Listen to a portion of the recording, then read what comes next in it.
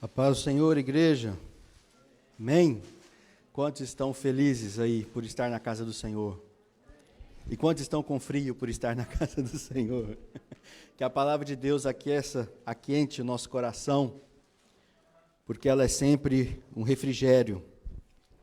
Abra comigo no Salmo 134, hoje terminamos esta série de salmos, até porque não teria mais salmos para continuar, então, os salmos de peregrinação, salmos de romagem, salmos que a gente canta enquanto caminha, e parece que hoje o salmista chegou.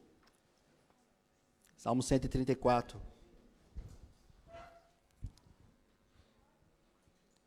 Como é bom caminhar, como é bom viajar, mas como é bom chegar ao destino, não é verdade? Talvez aqueles que não desfrutem da jornada e vai reclamando do começo até o fim, mas quando chega agradece, porque a chegada é uma bênção de Deus. E aqui nós vamos enxergar algo interessante, o salmista rendendo graças ao Senhor em todo o tempo. Nós vamos ler na linguagem Almeida atualizada, NAA, não é na RA, NAA, não sei se tem aí.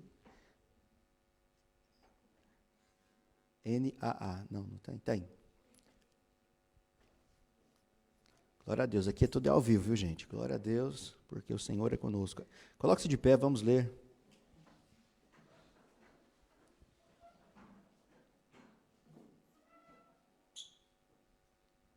Não sei se ainda já deu ou não, mas glória a Deus, bendigam, amém. Bendigam o Senhor, todos vocês, servos do Senhor, que se encontram na casa do Senhor nas horas da noite.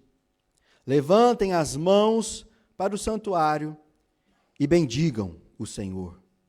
Que de Sião, o Senhor, que fez o céu e a terra, abençoe você. Glória a Deus, até aqui, que a palavra do Senhor fale ao nosso coração. Eterno Deus, Pai, ministra-nos, ó Pai, de acordo com o teu querer, tua vontade, que o Espírito Santo de Deus tenha liberdade entre nós. Em nome de Cristo Jesus, amém. Glória a Deus. Pode se assentar. Esse talvez é um dos menores salmos, com menores palavras em quantidade, mas de uma mensagem muito importante, muito impactante para as nossas vidas. Eu quero te fazer um convite a você imaginar ontem à noite, às 3 horas da manhã, onde você estava. Eu acredito que a maioria de nós estávamos deitados, dormindo, não é verdade? Mas talvez não foi bem assim para todo mundo. Talvez hoje o irmão não veio à igreja porque estava doente. Talvez a irmã estava cuidando de um bebezinho que está gripado, que estava com febre, que estava reclamando. Não sei porquê, mas é à noite que o dente dói. É à noite que a dor de barriga chega. Sabe, é na madrugada que as coisas às vezes parecem tão calmas para algumas pessoas e tão perturbadas para outras pessoas. Quero te dizer que se você dormia, tem gente que não dormiu.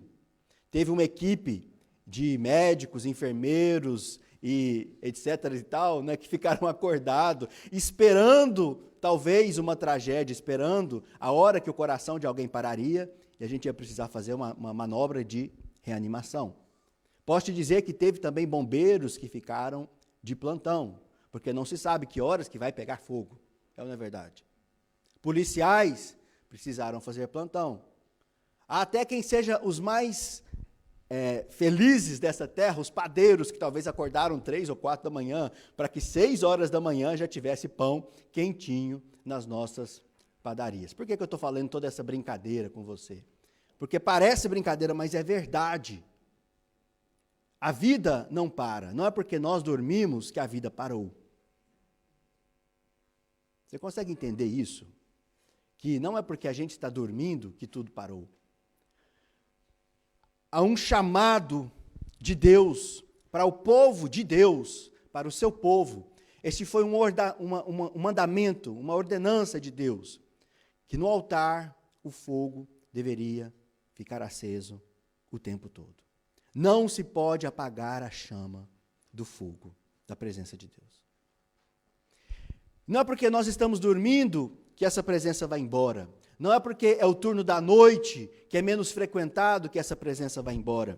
E é sobre isso que estes versículos vão nos ensinar também. Ele já começa com este cântico, diante do altar de Deus, diante da casa de Deus, diante da morada do Senhor. O peregrino chegou no destino, e quando ele chega lá, não sei se ele chegou à noite, mas ele se deu conta que havia uma guarda, que havia adoradores que permaneciam na casa do Senhor nas horas da noite.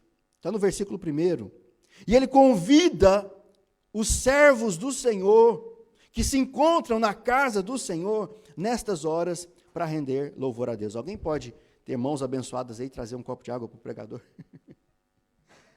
Não precisa correr, gente, não precisa se disputar, não, é só um mesmo.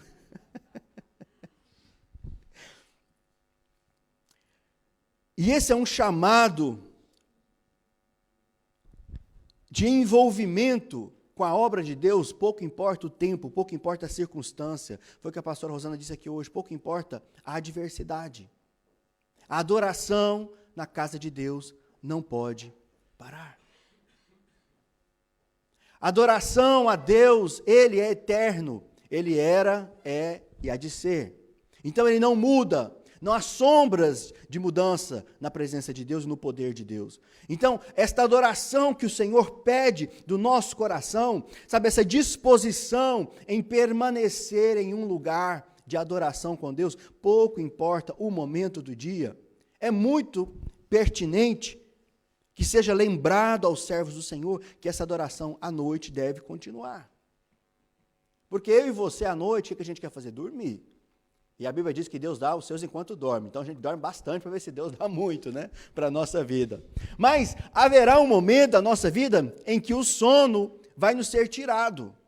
Quantos lembram do pequeno Samuel? Provavelmente ele por volta dos seus 12 anos. Glória a Deus, obrigado. O irmão quer que eu pregue bem pouquinho, só um copinho, mas está valendo. Obrigado. Deus abençoe essas mãos aí, abençoadas. Entendi a mensagem. Normalmente os irmãos trazem 3, 4 copos aqui, pensando que eu vou pregar aqui umas 2 horas, né? Mas o pequeno Samuel, com 12 anos, estava dormindo. E aí, de repente, ele ouve uma voz, era à noite. E é interessante que lá em Samuel, está escrito assim, que naquele momento, naquela hora do dia, deixa eu achar aqui no meu esboço onde que eu coloquei. 1 Samuel, no capítulo 3. O texto diz assim, que a lâmpada de Deus ainda não se havia apagado. E ela não se apagava, porque era a presença de Deus, que era pedido que aquela lâmpada nunca viesse a se apagar. E o pequeno Samuel, deitado de madrugada, ouve, Samuel, Samuel. Se fosse eu, tinha saído correndo, né? E ele vai até Eli e fala, é o senhor que está me chamando? Não, não sou eu não, vai deitar de novo. E aí de novo, Samuel, Samuel. Não é possível, eu estou ouvindo vozes, né? Ele quase que ficou maluco. Aí Eli diz para ele, não, quando for, você vai dizer assim para o Senhor o quê? Eis-me aqui o teu servo, te escuta. E essa foi a palavra de Deus que veio a Samuel na madrugada. Porque eu não sei se você está entendendo, mas provavelmente Deus espera que as coisas se acalmem para Ele falar ao nosso coração. Mas Ele fala às vezes de uma maneira perturbadora. Deus quebra o silêncio da noite, quebra o nosso, o que a gente chama de status quo, a vida da mesma maneira, a rotina, o dia a dia, e de repente Deus bate à porta da nossa vida. Isso é o que Jesus diz à igreja, se eu não estou enganado, acho que é de Laodiceia, que ele diz, eis que estou à porta e bato, se alguém ouvir, abrir a porta eu entrarei e cearei com você. Quando Deus bate a nossa porta, quando Deus nos encontra na madrugada, Ele quer ver o nosso coração. Será que de fato estamos em adoração? Ou será que de fato estamos dormindo? Ou será que de fato já estamos quase esquecendo da presença de Deus? E o chamado de Deus para o seu povo, para os servos do Senhor, não é para o mundo lá de fora, porque se Deus falar com alguém lá no mundo, ele nem vai dar ouvido, porque ele não está habituado a ouvir a voz de Deus. O coração do ímpio se fecha ao chamado de Deus. Porque ele não ouviu, não sabe. Se alguém chegasse aqui para você e começasse a falar em chinês, você entenderia? Só se você soubesse chinês, porque se você não souber, vai falar em línguas com você, não é verdade?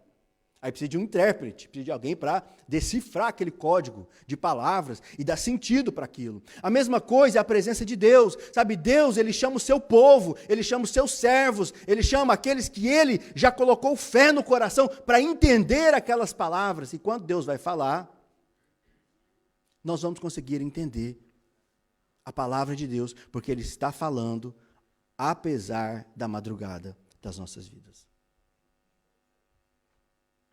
Ninguém entendeu. Sabe, talvez, existe uma oração, abra comigo em Mateus 26.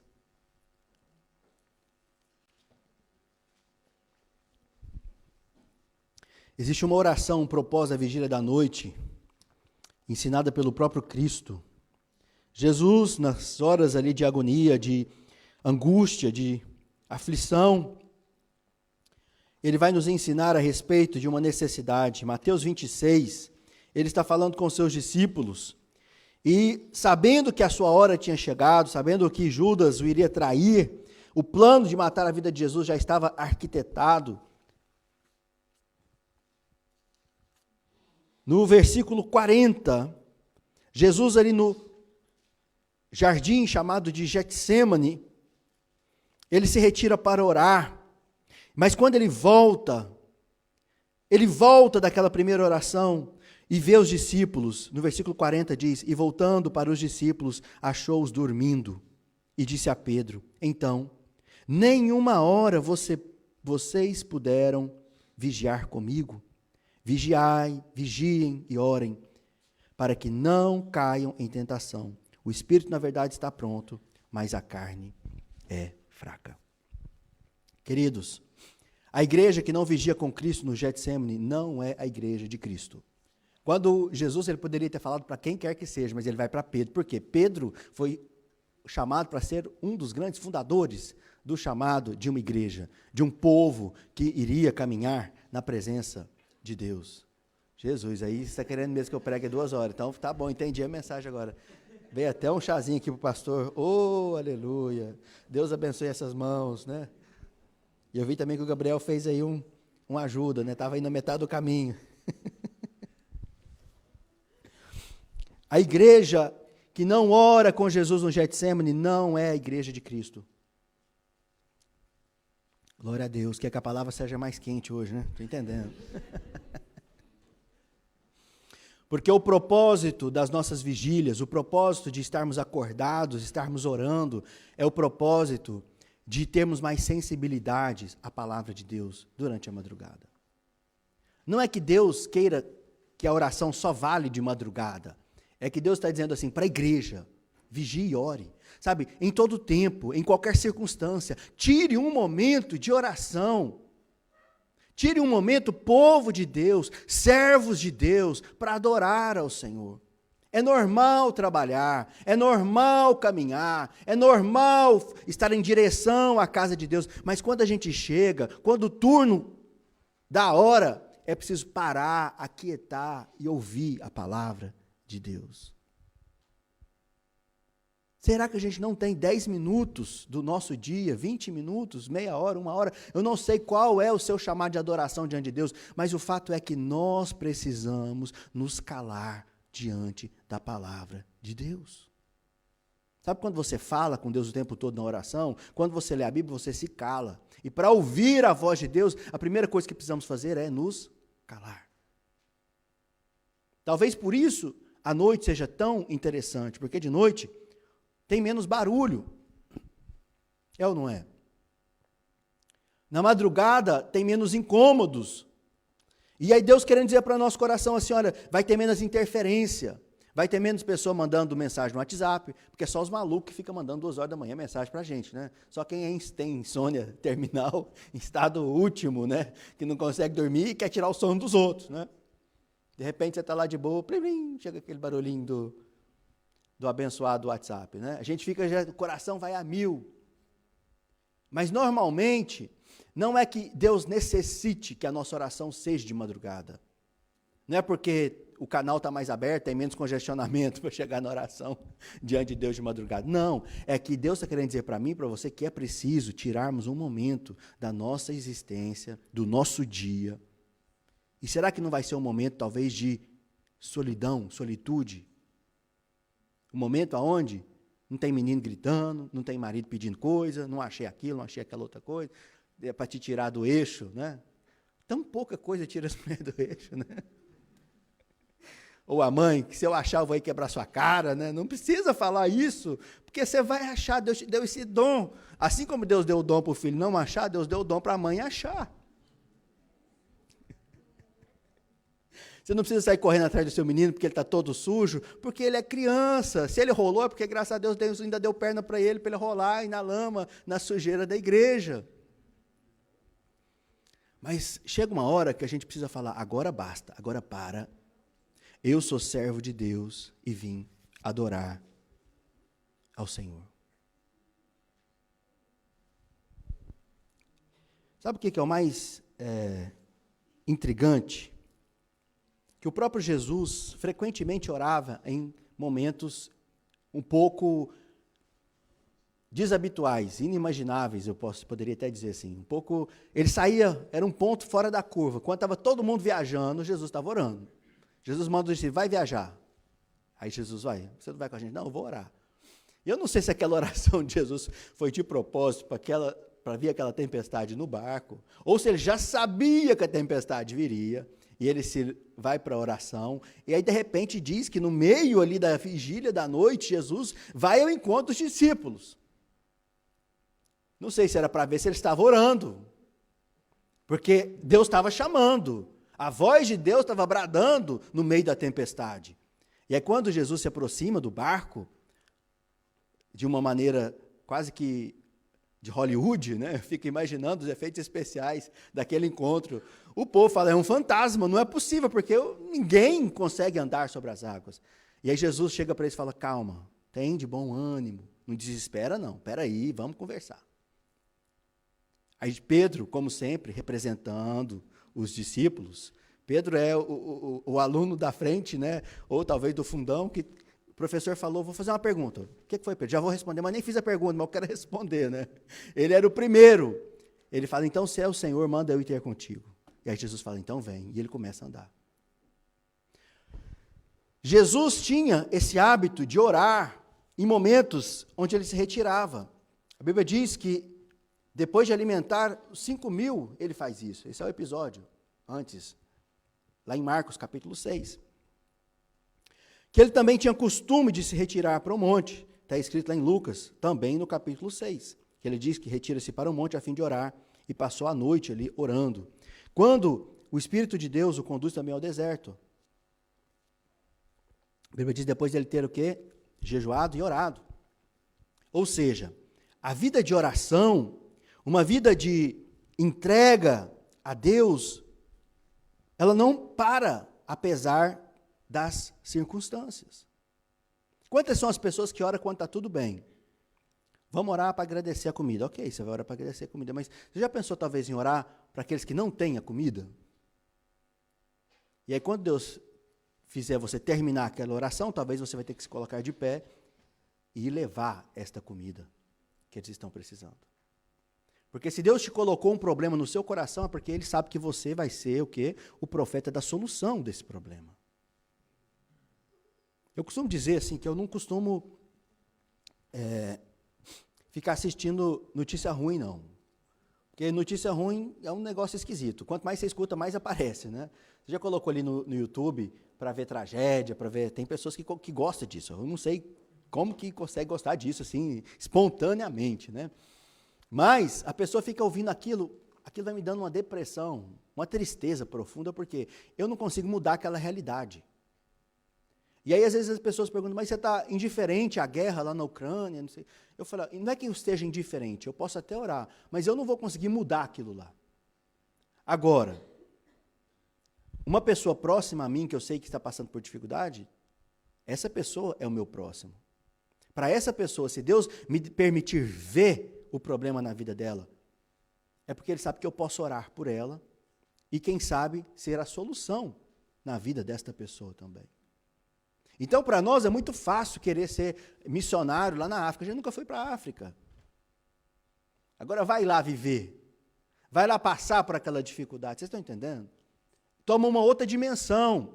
Toma um outro significado. Sabe? Toma verdadeiramente uma outra vontade no nosso coração de viver, de orar, de adorar, de fazer. Sabe? Porque adoração não é sobremesa. Tipo, eu faço a minha obrigação e depois faço a adoração. Não, adorar é a essência da vida de um cristão. E quando eu digo adorar, é render a Deus graças. Sabe? É reconhecer que tudo vem das mãos de Deus. O dia bom e o dia ruim. Os bons momentos e os momentos de adversidade. Vocês estão entendendo? Então existe uma urgência nessa adoração. Quando o salmista convida, diga, bendiga ao Senhor, todos vocês. Essa tradução não traz a primeira palavra do hebraico, porque era uma palavra talvez um pouco confusa de se interpretar. Mas essa interpretação é interessante porque é quase que um convite, vinde, venham. Venham adorar, bendizer ao Senhor os servos que se encontram na casa de Deus nas horas da noite. Eu vou repetir isso aqui até você decorar. Você vai sair daqui hoje catequizado, né? Bendigam o Senhor todos vocês. Vamos repetir junto? Vamos? Diga, bendigam o Senhor todos vocês, servos do Senhor, que se encontram na casa do Senhor nas horas da noite. E cabe mais uma pergunta ainda. Nessas horas da noite, aonde nós nos encontramos? Porque vai ter uns que vai estar se encontrando consigo mesmo, tentando fazer a própria vontade, o próprio querer. Sabe que não vai estar em alinhamento com a vontade de Deus e o querer de Deus. A vigília mais solitária pode ser o momento mais cheio da presença de Deus. Porque ali, sabe, a gente vai estar, de fato, com um encontro apenas com Deus. Sabe, não com 1 milhão de outros pedidos, 1 milhão de outras coisas para fazer. Sabe por que a gente não tira um tempinho para Deus na nossa vida? E um tempinho eu estou sendo generoso, um tempo de qualidade com Deus. Porque a nossa agenda está extremamente cheia de futilidades. Por isso. Porque quando nós nos dermos conta de que Deus, a vontade de Deus, a presença de Deus é o que há de mais valioso para nós, pouco importa a hora do nosso dia, nós seremos capazes de tirar um momento para Deus. Lembra de Daniel? 3 vezes ao dia orava. 3 vezes ao dia se retirava, virava para Jerusalém e fazia suas orações. E pouco importa a circunstância. Veio o edito, lá veio a carta do rei dizendo que quem adorasse o outro, que não fosse o rei, seria o que? Lançado nas covas dos leões. O que Daniel faz? Se levanta, entra em casa e faz a mesma coisa que ele tinha o hábito de fazer. Tem gente que só ora quando o negócio fica preto mesmo. Quando a situação já está sem solução. Aí a pessoa fala, agora vai orar. Aí eu não sei se Deus lá do céu olha e fala assim, agora não tem tarde demais, né? O leite já derramou. Não dá para o leite voltar mais para a panela, depois que o leite derramou. Ah, mas Deus é poderoso. Mas se você sabia que Deus é poderoso, por que você não estava orando antes? Não é para colocar culpa no nosso coração, mas é para a gente entender e ter a sensibilidade que o chamado de Deus é para todo o tempo na nossa vida. E não menosprezar os momentos que Deus nos proporciona de viver adorando a Ele.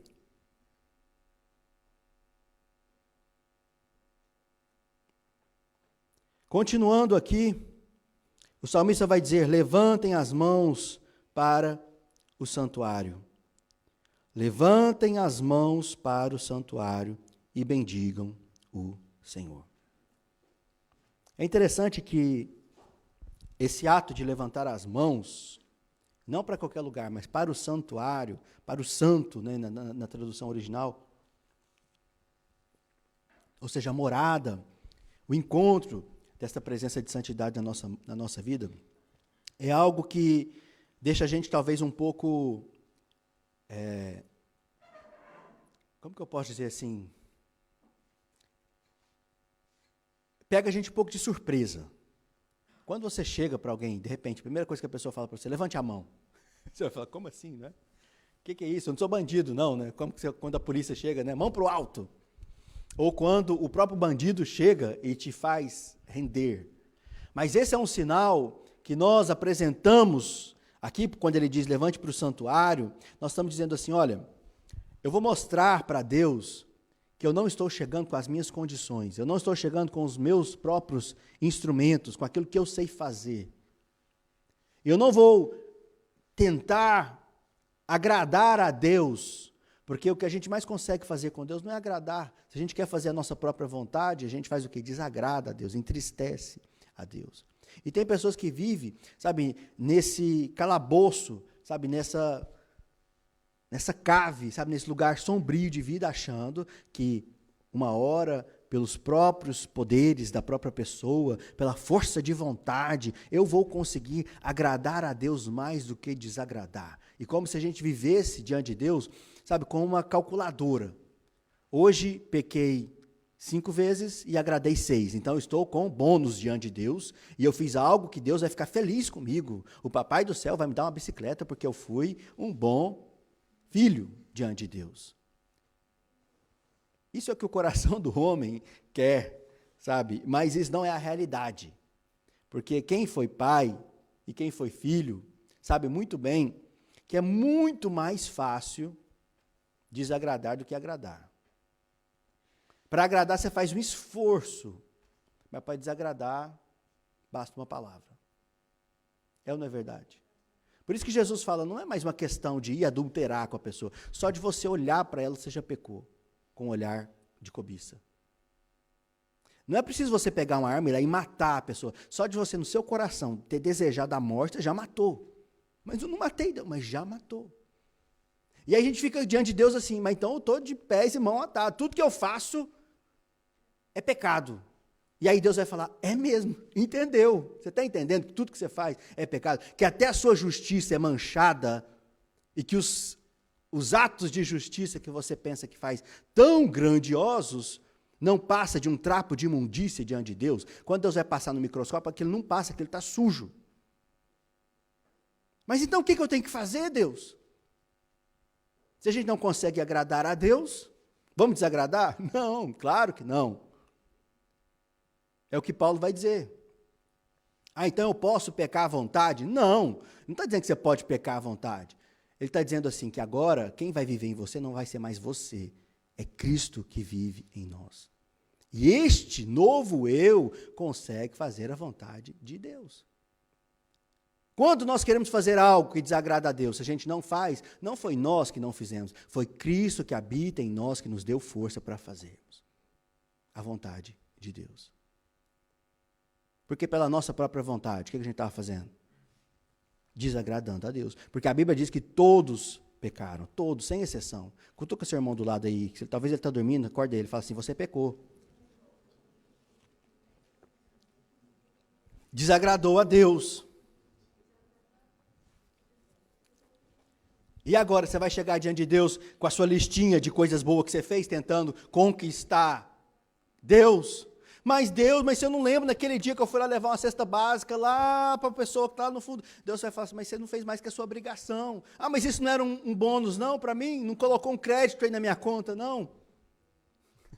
Queridos, o Evangelho não é apenas uma boa notícia. Não é apenas uma boa notícia que se conta. É uma boa notícia para aqueles que se renderam a essa boa notícia. Não basta só falar que Deus salva. O Evangelho é quando Deus salva o nosso coração da miséria e do pecado. É sobre isso que nós podemos chegar diante de Deus, não mais como pecadores, mas como santos que Ele nos faz. Não porque nós tentamos fazer a nossa própria santidade, porque nós, pela nossa própria santidade, o que nós mais conseguimos fazer é o pecado. Não, pastor, não é assim não. Vamos fazer uma prova real, como dizia lá na matemática? Quem aqui prometeu que ia ler a Bíblia todo dia? Quem aqui prometeu que ia orar todos os dias? Quem aqui prometeu que ia cuidar das pessoas que ama? Lembra aquela última vez que você falou assim, nunca mais faço isso? Será mesmo que esse nunca já chegou? Ou ele ainda está bem longe, bem distante? Sabe, quando a gente se rende a Deus, esse ato de se render ao conquistador da nossa alma, aquele que pode fazer por nós aquilo que nós não conseguimos fazer por nós mesmos, isso é um ato de fé. Isso é um ato de louvar a Deus, de bendizer a Deus, de dizer, só o Senhor tem poder para fazer na minha vida. E é interessante que, quando Deus chama as nossas vidas para o trabalho, não é que Ele não vai querer que nós não fazemos nada. Existe uma parte de responsabilidade do homem no chamar de Deus. A gente não simplesmente falar, então nós somos marionete na mão de Deus, né? Só o que Deus quer a gente faz e pronto. Mais ou menos, mas não é tanto assim, porque tem a sua responsabilidade também. Deus quer que você venha vestido para a casa de Deus. Agora, você vai colocar um paletó ou você vai colocar uma camiseta, não sei se faz tanta diferença. Contanto que tenha decência. É ou não é, Júnior? Ensinou isso aí ontem lá, eu espero, né? Contanto que tenha decência. Tem alguns atos que nós podemos ser responsáveis por ele. E um desses atos que nós podemos ser responsáveis por ele é levantar as nossas mãos em sinal de rendição a Deus. Claro que ele vai colocar o desejo de a gente querer levantar, mas o braço, na hora que ele vai daqui para ali, começou lá no cérebro, sabe, mandou lá para a coluna, e chegou no nervo, e o braço se ergueu. Ou seja, faça a tua vontade na minha vida, Senhor. Faça a tua vontade na minha vida, Senhor. Nós estamos lendo o livro do profeta Ezequiel, talvez o último dos grandes profetas. Grande não é porque ele era alto, não, gente. Grande é porque o livro tem um tamanho maior, né, nos livros proféticos da Bíblia, né, da literatura bíblica. E Ezequiel, ele foi um profeta em tempos difíceis. O povo de Deus exilado na Babilônia, ele continua o seu exercício de sacerdote, ele continua o seu chamado de alguém que carregaria a palavra de Deus, a promessa de Deus, e Deus dá algumas visões para Ezequiel, sabe? Deus dá alguns atos que a gente chama de atos de profecia. Vai e faz isso, vai em tal lugar, desce em tal lugar, eu vou te deixar ver tal coisa, e você vai ver essas coisas, e você vai contar essas coisas. Por exemplo, hoje, no capítulo 3, quem já fez o seu dever de casa, você leu, Deus mandando Ezequiel pegar um livro, pega aquelas palavras e coma aquele livro. E era literalmente, era pegar uma palavra e comer. Pegar aquela palavra e interiorizar ela para si. E é interessante que ele diz, olha, e eram palavras de juízo, não eram palavras assim, tipo, do ursinhos carinhosos, né? Era palavra tipo, Deus vai destruir tal nação, sabe, esse povo rebelde, esse povo que não ouve a palavra de Deus, esse povo que vem para a igreja para dormir na hora do culto, né? É tipo assim, Deus vai querer destruir essas pessoas. Aí Ezequiel pensa, nossa, que palavra dura. A Bíblia diz que naquele ato de justiça, e Deus chama ele de o filho do homem, ou seja, você é mortal também. Lembra que tudo que você está fazendo, mas é algo que pode um dia virar contra você. E aí Ezequiel toma aquelas palavras, como ele diz, não sei como, mas ela me parecia como um favo de mel no paladar, e que desce para o estômago, e não fez assim tanta coisa ruim de se fazer. Por que disso? Porque esse era um chamado ao povo de Deus de se voltar mais uma vez para a palavra de Deus. E não é fácil ouvir a palavra de Deus. Não é fácil render diante do chamado de Deus, de que eu e você somos, na verdade, um bando de osso caído num vale de ossos secos. Que a morte nos separa da vontade de Deus. E se eu e você não conseguimos fazer a vontade de Deus, é porque ainda estamos mortos. Tinha uma irmã na igreja, e ela contava esse testemunho sempre. E eu nunca esqueci esse testemunho, porque tanto que ela contou, eu lembro dele até hoje, né? E ela falava assim, todos os dias, chegava para o meu marido e falava, e aí, irmão, parou de fumar? E ele ficava triste, baixava a cabeça, e queria quase chorar, né? Porque não tinha conseguido parar de fumar. Até que um dia ela falou assim, da próxima vez que ele vier, sabe o que você vai falar para ele? Fala, não, irmão, não parei porque suas orações ainda estão fracas. Ora mais que um dia eu paro. E a irmã contou com a boca cheia, né, para o irmão, para o marido dela, a resposta, né, que ia lacrar a conversa. E o irmãozinho chegou naquele dia e falou, e aí, irmão, já parou de fumar? Não, irmão, não parei ainda não, porque essas orações ainda estão fracas. Ora mais que, quem sabe, um dia eu consigo parar de fumar. Por que eu estou contando isso? Porque todos nós somos esse bando, esse monte de ossos secos, caídos, e que por nós mesmos nós não conseguimos. Se não for a palavra de Deus que vem, e essa palavra veio a Ezequiel, no capítulo, se eu não estou enganado, 37, que ele tem essa visão do vale de ossos secos. Me corrijam se eu estiver enganado do capítulo, que amanhã vamos chegar lá, se Deus quiser. Deus fala para ele, esses ossos aí podem caminhar? O que ele diz? Não sei, quem sabe é o Senhor. Então profetiza a ele, Diga a esses ossos que eu vou juntar eles de novo, vou colocar tendão, vou colocar músculo, vou colocar articulação, quando eles já estiverem prontos, vou soprar o meu espírito neles, e eles vão se tornar como um exército. Sabe, Ezequiel, essa nação é o povo de Israel, essa nação é o meu povo, que parece vivo, mas está morto. Sabe, se Deus olhar lá do alto para nós, sabe por que nós ainda não nos tornamos o exército de Deus? Porque nós ainda não ouvimos a profecia que já foi falada sobre a nossa vida. Levante, ajunte-se, reúnam-se, coloque-se de pé, recebam o Espírito de Deus e seja um exército do poder de Deus por onde passarmos. Mas ao invés de a gente render a Deus a glória e a graça, a gente continua osso seco e fala, eu vou conseguir me levantar. Eu vou conseguir me colocar de pé. Eu vou conseguir não pecar. Eu vou conseguir fazer a vontade de Deus. Não é bem assim, queridos.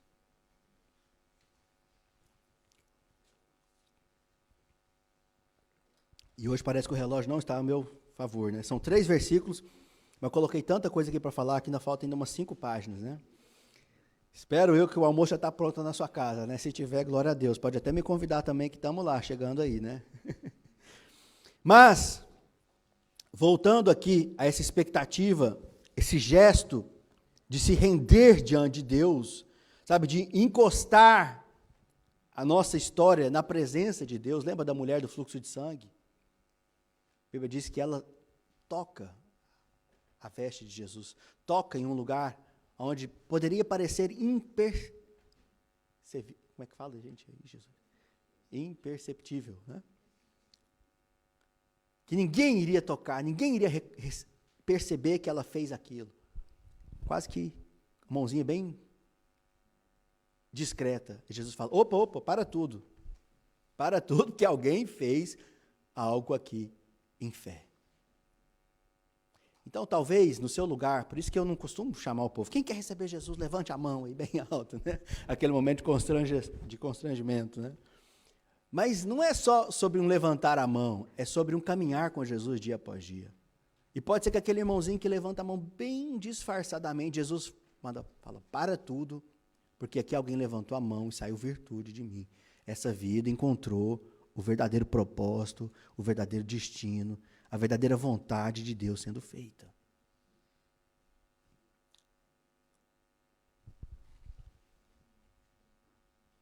Moisés, quando estava ali na guerra contra os amalequitas, se eu não estou enganado, no capítulo, por volta da metade do livro de Êxodo, capítulo 20, entre o 17 a 20, vai contar essa história de um povo que guerreou contra o povo de Deus, e Moisés sobe ao monte e fica vendo a batalha, e a Bíblia diz que enquanto Moisés levantava as mãos, o que acontecia? O povo de Deus ganhava, prevalecia. E quando Moisés abaixava a mão, o povo de Deus perdia. É mais ou menos assim. Levantou a mão, Deus ganha. Abaixou a mão, Deus perde. Por isso que a gente levanta tantas mãos, né, durante o culto. Não, querido. Era um ato de fé da vida de Moisés, de intercessão pelo povo de Deus. Mas chega uma hora que as mãos vai ficando fraca. Quantos aqui já não pensou em desistir, de render a Deus a graça e falar assim, agora eu faço pela minha própria força, pastor, agora eu vou tentar, agora eu chego lá. Mas não é assim. Aí Deus levanta quem? Levantou ali o irmão de Moisés, Arão, e levanta também Ur, que vão lá e fazer o quê? Vão segurar e sustentar a mão de Moisés. Meio que ele ficou ali sobre efeitos quase que sedativos, né? Que já não sentia mais braço, eu não sei o que aconteceu ali com a vida, com a parte anatômica e mecânica, por assim dizer, da mão e do braço de Moisés, mas o fato é que ele conseguiu ficar com a mão levantada. Tem irmão que abaixa porque é fraco. Talvez seja eu que você está olhando para um irmão que é fraco, que abaixou a mão e não conseguiu. Mas Deus dá força para outros, para ir levantar e segurar a mão uns dos outros. Pastor, você está querendo me dizer que render graça a Deus, levantar a mão, sabe, diante de Deus, interceder pelo povo de Deus, pode ser algo que, mesmo que você não queira, alguém te ajude a fazer? É isso que eu estou dizendo. Mesmo que você não consiga, alguém pode vir e tentar te ajudar. Sabe aquela hora que uma pessoa chega para você com uma luva de pelica, assim, bem suavemente, dá aquele tapa na sua cara, que não dói, mas no emocional te acabou, te destruiu. A pessoa vivendo ali numa ansiedade, sabe, tremenda, não está conseguindo nem dormir, pensando como é que vai pagar as contas. Eu não sei como você vai pagar a conta, mas uma coisa eu posso te dizer com toda certeza. Você vale mais do que um passarinho. Como assim, pastor? Se Deus alimenta até os passarinhos do céu, não vai alimentar você e sua casa? Lembra da mulher, a viúva de Serepta? O que o profeta disse para ela? Traz os vasos, agora nós vamos encher. Né? Depois que faz o milagre, ela fala, mas manda trazer. Enquanto ela não apresenta, não vai trazendo, não vem carregando algo vazio, Deus não conseguiria encher. Sabe, algo que Deus vai fazer transbordar na nossa vida, mas a gente tem que se apresentar diante de Deus vazios. Até que chega uma hora que aí o profeta fala assim, olha, acabou os vasos? Acabou. Então acabou ali a multiplicação, e tudo cessa. É mais ou menos assim, se nós toda a vida quisermos nos apresentar diante de Deus, sabe, com a nossa própria força, com o nosso próprio querer, com a nossa própria vontade, Deus não consegue operar na nossa vida, queridos. Renda-se a Deus, renda-se à vontade de Deus. Não sei se eu conto, vou contar, né? Fala assim, só de brincadeira. Será mesmo que a gente queria acordar e vir para a igreja hoje? Hoje estava -4 marcando ali no meu relógio, né? Sensação térmica de -4. A gente pega aquele, respira mais fundo ainda, fala, ô Jesus, me leva onde eu possa ouvir tua voz. Não é só a gente quer ser até arrebatado, né?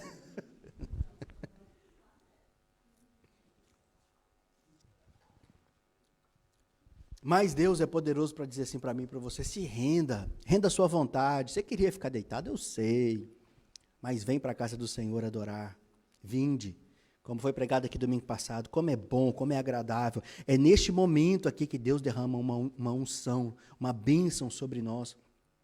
E é assim que o salmista termina essa série de salmos, que de Sião, o Senhor que fez os céus e a terra, abençoe você.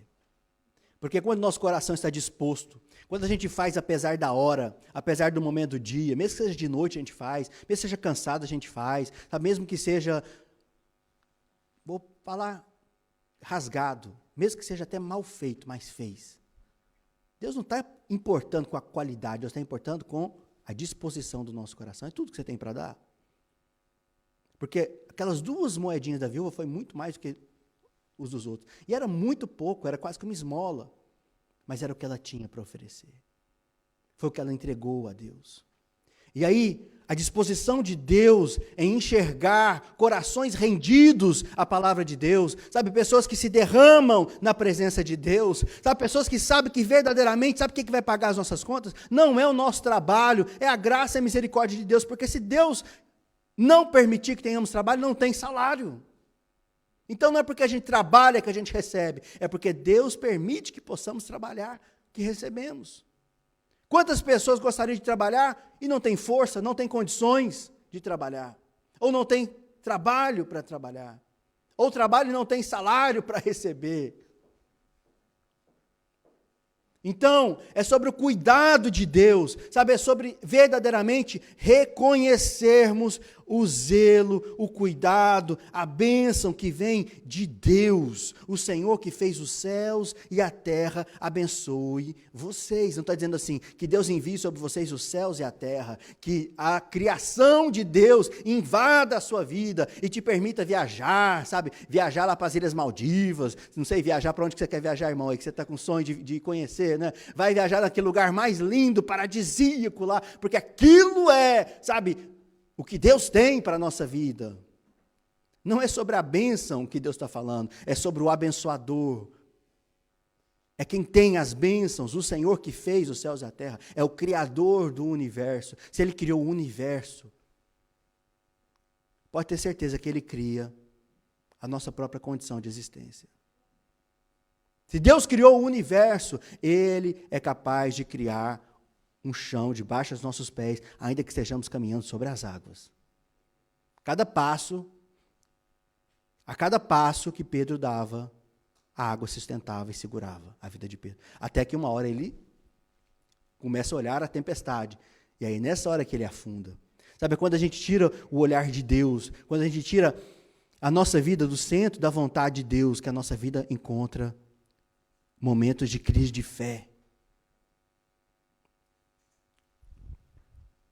Martim Lutero costumava dizer que ele passava bons tempos orando com Deus, mas quando ele tinha muita coisa para fazer durante o dia, não sei se era 1 hora, 1 ou 2, normalmente ele ficava 1 hora em oração, mas quando ele tinha muitas coisas para fazer, conta a história que ele ficava 2 em oração com Deus.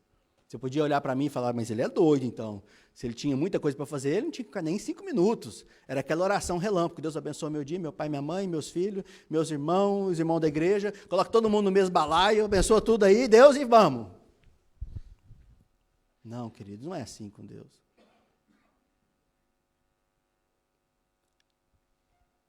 Melhor seria que intercedêssemos por uma pessoa, por uma família, por uma casa, mas que o nosso coração estivesse implicado com essa pessoa. Porque não é só uma oração, é a oração e a interpretação daquilo que Deus quer fazer por essa pessoa através de nós.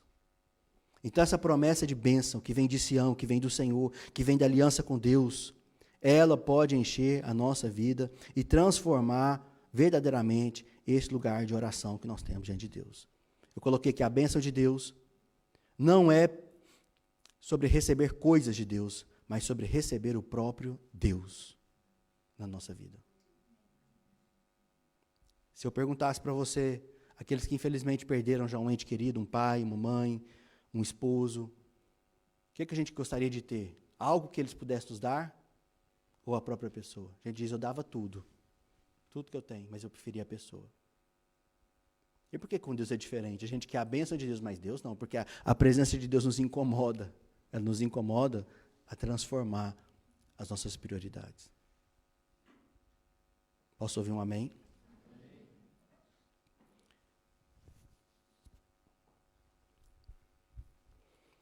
Viemos à presença de Deus hoje, espero cada um de vocês, cada um de nós aqui de mãos vazias. E vamos voltar, talvez de mãos vazias, mas com o coração cheio da vontade de Deus, do poder de Deus. Talvez você veja aqui hoje, pastor, eu vim para receber minha bênção, pastor. E eu estou te contando que eu não sei se Deus te deu ela não. Mas eu vou te contar uma coisa, o Deus da bênção é poderoso para te acompanhar. E Ele está conosco por onde nós passarmos. Sabe, essa é uma jornada de adoração. Por isso que esse salmo termina com essa adoração tão linda. Vim para Jerusalém, fiz tudo que eu tinha de fazer, fiz essa romaria, né, essa viagem, essa caminhada. Talvez na expectativa de receber algo de Deus. E Deus vai falar assim, não tem nada para você hoje não. O que eu tenho para você hoje é levante a mão aí e reconheça o meu poder, o meu cuidado, o meu carinho, o meu zelo, a minha vontade, o meu querer. E naqueles momentos de oração a gente discute com Deus, mas Deus, afasta de mim esse cálice, não quero fazer isso não. Deus, eu amar aquela pessoa é difícil demais, Deus, nem a família quase que aguenta ela. E o Senhor me colocou ela para ser amigo daquela pessoa mesmo, Jesus. Aí Deus olha lá, levante a mão para os céus, agradeça a Deus e cuide dessa pessoa.